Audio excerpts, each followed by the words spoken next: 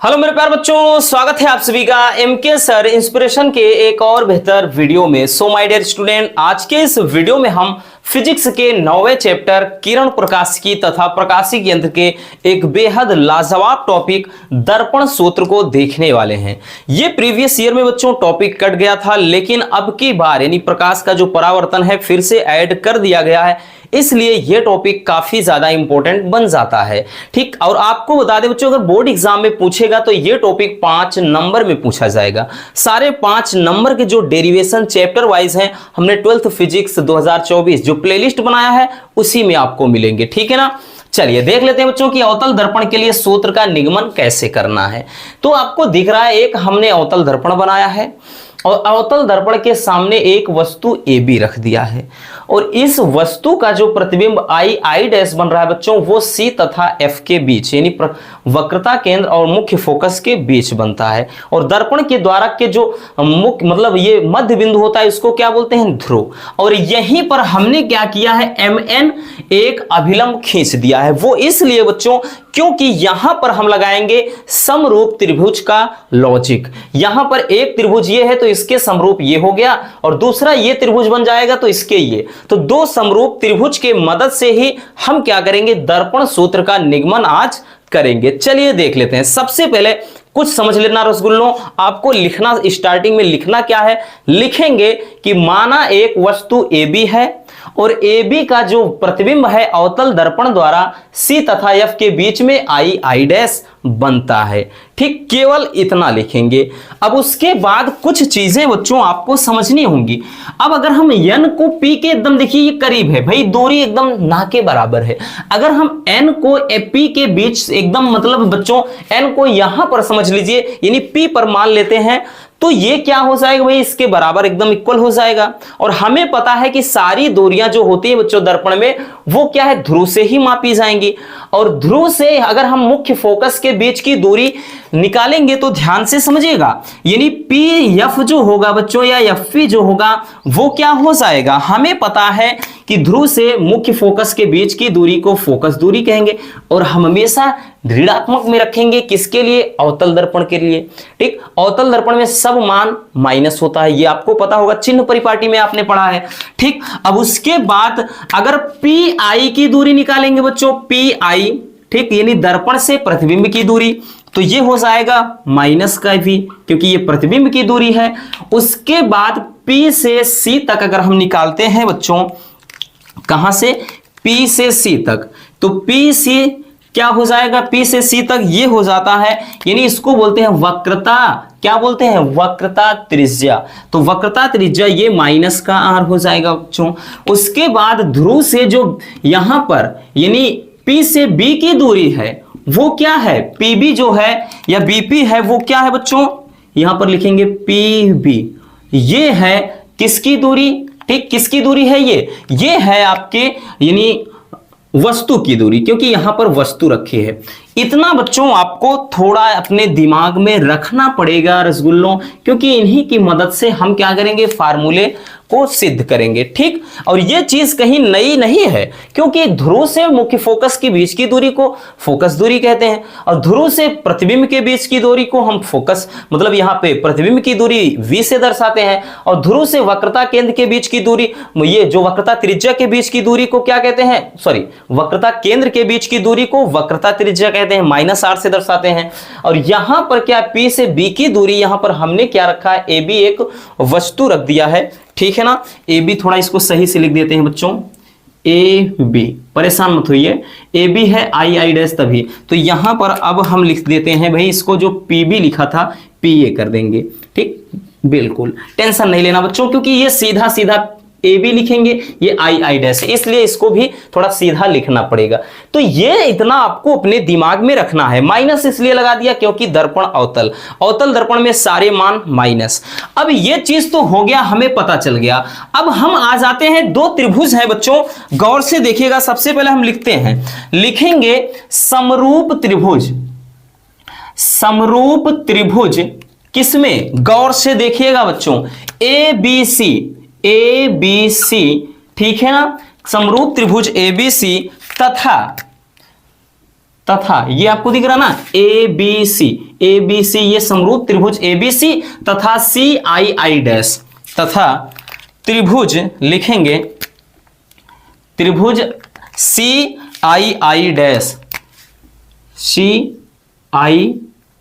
Dash, ठीक, समरूप त्रिभुज में। अब इसमें देखिएगा, गौर से देखिएगा बच्चों, अब समरूप त्रिभुज है क्यों है, चलिए देखते हैं। अगर आपको नहीं पता पहले समझिए बच्चों, यहां पर एक चीज देखिए कि ये एक त्रिभुज बना है, कौन सा, ये बन गया बच्चों ABC, और इधर भी तो एक त्रिभुज है, इसको अगर हम साइड में बना लेते हैं, गौर से समझिएगा बच्चों, ये I है, ये I डैश है और ये C, तो दोनों समरूप, समरूप का मतलब जिनका रूप समान हो। अब रूप समान है तो बच्चों इनकी भुजाएं, यानी इनका जो मतलब समानुपातिक भुजाओं का अनुपात होगा वो भी बराबर होगा, यानी ये वाली भुजा इसके बराबर, ये वाली भुजा इसके बराबर, और ये जो BC है ये CI डैश के बराबर। बात समझ में आ गई बच्चों। तो दो त्रिभुज बन रहे हैं, तो यहां पर हम निकालेंगे सबसे पहले ये जो हो जाएगा, यानी AB, जो AB हो जाएगा बच्चों, ये AB हो जाएगा II डैश के बराबर, ठीक है ना, इसके समानुपातिक है, तो ये II डैश के बराबर हो जाएगा। और AC जो है बच्चों, जो AC है वो किसके बराबर हो जाएगा, CI के, यानी जो AC है वो CI के, और AB जो है II डैश के, तो AC हो जाएगा किसके, CI के, ठीक। इक्वेशन नंबर 1 हमने इसको समझ लिया, ठीक है ना, ये बन गया समीकरण 1। अब चले आते हैं इस वाले ट्राइंगल में, ठीक है ना, यहां पर भी एक त्रिभुज बन गया है बच्चों, तो इस ट्राइंगल में आते हैं। इधर भी अगर आप गौर से देखिएगा बच्चों, दो त्रिभुज बन रहे हैं, क्या, एक तो ये बन जा रहा है यानी MNF, ठीक है ना, MNF या FNM कुछ भी रखिए, एक ये वाला जो त्रिभुज है ये इस वाले त्रिभुज के, यानी यहां पर इस वाले त्रिभुज I डैश F के, ठीक, ये इसके समानुपातिक है, तो इसमें ये वाली भुजा बच्चों इसके बराबर, ये वाली भुजा इसके बराबर, और ये वाली भुजा इसके बराबर हो जाएगी। तो यही चीज इसमें भी लिखेंगे, इधर से हम लिखेंगे बच्चों, क्या लिखेंगे कि समरूप त्रिभुज, इसमें भी वही चीज समरूप त्रिभुज लिखेंगे, क्या लिखेंगे, हाँ MNF, ठीक, MNF तथा त्रिभुज, अब क्या लिखेंगे बच्चों, त्रिभुज लिखेंगे हम किसमें, हाँ II dash F, II dash F, इसमें, ठीक है ना, इसमें क्या हो जाएगा, ठीक, इसमें भी वही चीज करेंगे, जो लिखेंगे बच्चों, जो MN बराबर होगा II डैश के, ठीक है ना, तो लिखेंगे यहां पे MN का जो अनुपात होगा वो I डैश के बराबर हो जाएगा, बराबर, उसके बाद जो FN होगा बच्चों वो हो जाएगा, यानी FN जो हो जाएगा वो किसके बराबर हो जाएगा, वो हो जाएगा FI के बराबर, ठीक, FI के, ठीक ना, यहां पे देखिएगा जो ये FN है वो IF के बराबर हो जाएगा बच्चों, इस तरह से। अब इसमें थोड़ा और एक चीज, चूंकि गौर से देखिएगा बच्चों, चूंकि लिखेंगे जो MN है, ठीक है ना, जो MN है रसगुल्लों वो बराबर है AB के, तो MN के स्थान पे हम लिख सकते हैं AB, ठीक है ना, MN के स्थान पे हम AB लिख सकते हैं बच्चों, क्योंकि भाई ये क्या है, ये समांतर है, तो जो MN है वो AB के बराबर इसकी दूरी हो जाएगी, इसमें कोई भी आपको माइंड पे मतलब टेंशन नहीं लेना कहां से आया, क्योंकि भाई ये इसके समांतर है। तो ये हम यहां पर क्या कर देंगे बच्चों, जो MN है इसके स्थान पे हम रख देंगे AB, और नीचे क्या है I डैश है बराबर FN है, ये FI के बराबर है। एक चीज फिर से इसमें समझना है, लिखेंगे बच्चों, चूंकि लिखेंगे यहां से कि यदि दर्पण का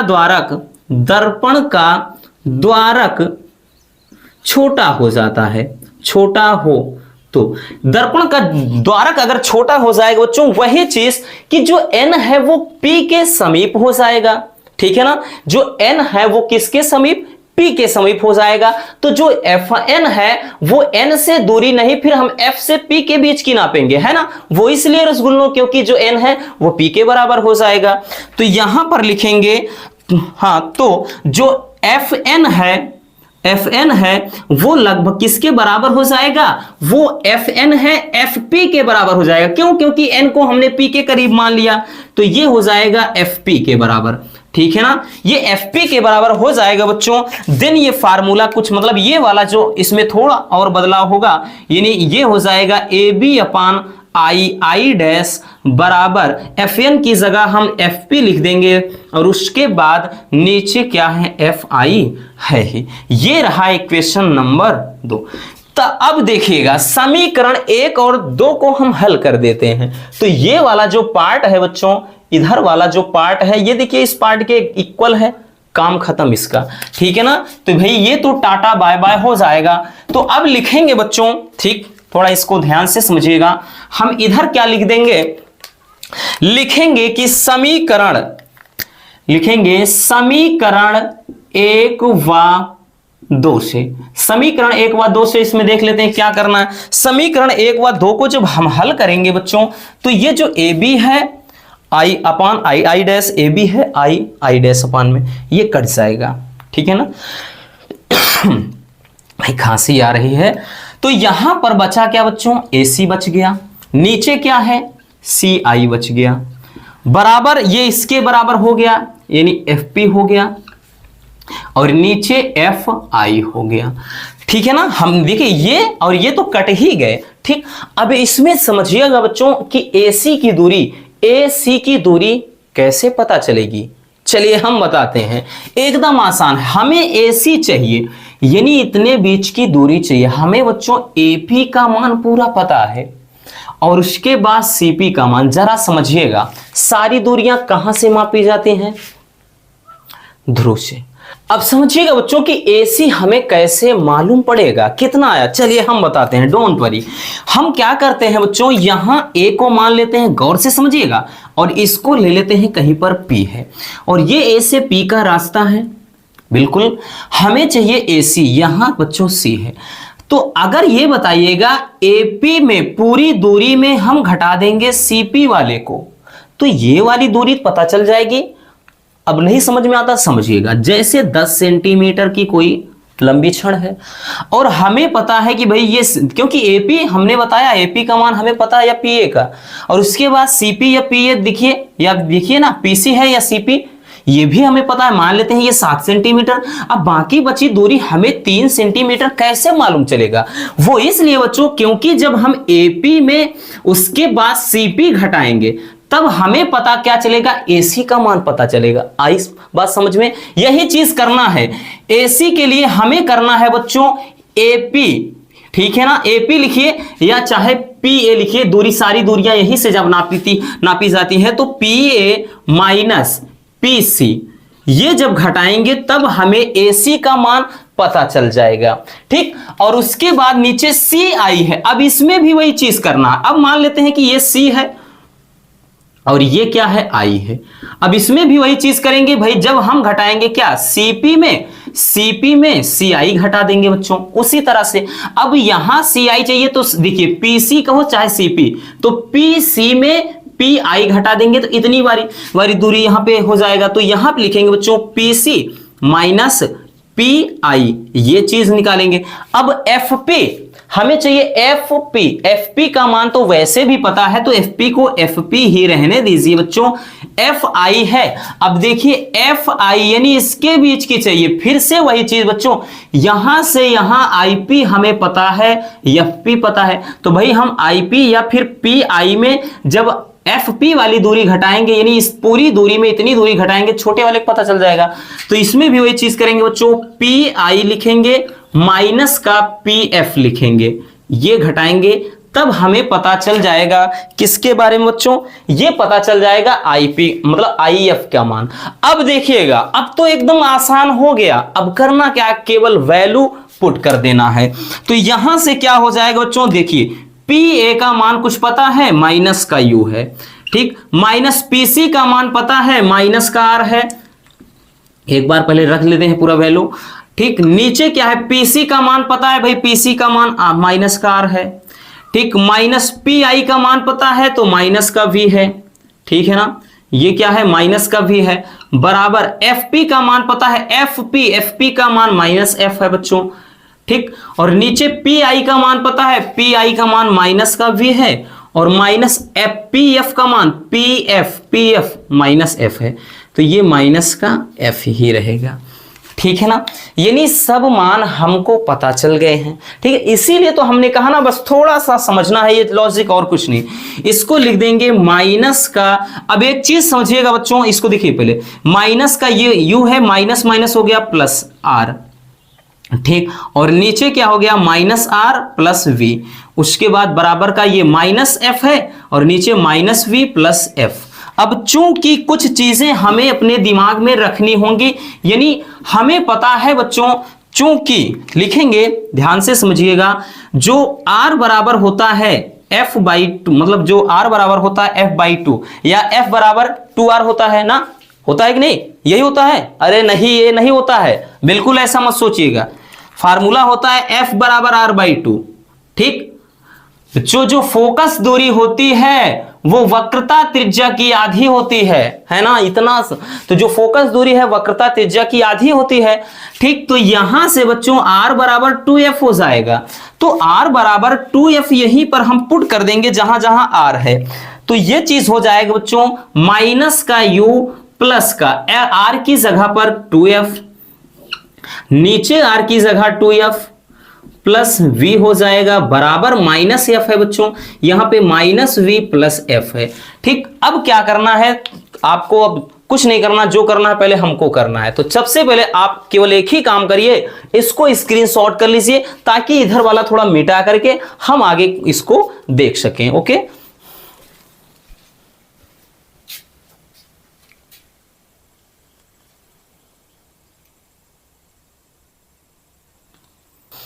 चलिए अब हम देख लेते हैं बच्चों इसको क्या करना है। इसको सबसे पहले हम गुणा कर देते हैं, ठीक है ना। इसका हम क्या करते हैं, इसका क्रॉस गुणा करा देते हैं। तो जब गुणा करेंगे बच्चों ध्यान से समझिएगा, इसका गुणा इसमें करेंगे, सबसे पहले इसका गुणा हम इसमें कराएंगे, तो माइनस माइनस इधर देखिए, माइनस माइनस ये प्लस हो जाएगा, तो ये इधर बचेगा केवल यूवी बचा, ठीक। इसका गुणा इसमें कराएं, फिर इसका गुणा इसमें प्लस माइनस माइनस हो जाएगा 2FV बचा, ठीक। यानी इसका गुणा इसमें हुआ, इसका गुणा इसमें। अब क्या करते हैं, फिर इसका गुणा इसमें करा देते हैं, यानी माइनस का FU हो गया, ठीक। फिर इसका गुणा इसमें जब कराएंगे प्लस का 2F स्क्वायर हो गया, ठीक। अब इसका गुणा क्या करते हैं बच्चों, इस वाले में करा देते हैं, माइनस माइनस प्लस हो गया, तो ये हो गया 2F स्क्वायर, ठीक है ना। ये minus minus plus 2F square, फिर प्लस माइनस माइनस हो गया, यहां पर बचा क्या माइनस का FV बच गया, ठीक है। अब देखिए कुछ कट रहा है बच्चों, ये 2F स्क्वायर से 2F स्क्वायर कट गया, ठीक है ना। अब इधर देखिएगा ध्यान से समझना, अब यहां पर क्या बच रहा है, जो FV है इसको इधर लाइए, FV है, या एक मिनट ऐसे पहले लिख लेते हैं बच्चों, ये UV हो गया माइनस 2FV है माइनस FU है, उसके बाद बराबर क्या है माइनस का FV है, ये माइनस का FV है, इधर लाओगे प्लस का हो जाएगा, तो हो जाएगा UV। अब इसको ध्यान से समझिएगा बच्चों, ये प्लस में आएगा, ठीक। जब इधर भेजेंगे तो ये माइनस का FV है, ठीक, आएगा प्लस का FV, लेकिन 2 FV में एक FV घट जाएगा, तो माइनस केवल FV बच जाएगा, बराबर ये जो FU है उसको भगा दो उधर प्लस में, ठीक। तो ये हो जाएगा FU प्लस में हो गया। अब देखिए इसमें क्या करते हैं, ये वाला जो चीज है इसके पास में रख देते हैं, यानी FU ये माइनस था, प्लस में FV हो गया बराबर का UV, इसको ऐसे कर देते हैं, ठीक। UV समझ लीजिए अपने स्थान पे, ये माइनस वाला था इधर गया प्लस में, वही चीज हमने इधर रख लिया। अब इसमें क्या करेंगे बच्चों, हम भाग लगाएंगे UVF से, ठीक। इसमें UVF से लगाएंगे तो FU है, तो इसमें UVF हो गया, प्लस यहां पर FV है तो UVF हमने किया, बराबर UV है बच्चों, तो इसमें भी UV और F हुआ, कुछ कटा FU से, इसमें U और F कटा, FV से कटा FV और UV से कट गया UV, तो 1/V प्लस 1/UV यू बराबर, ठीक है ना, क्योंकि 1/u बचा, यहां पर 1/f बच गया।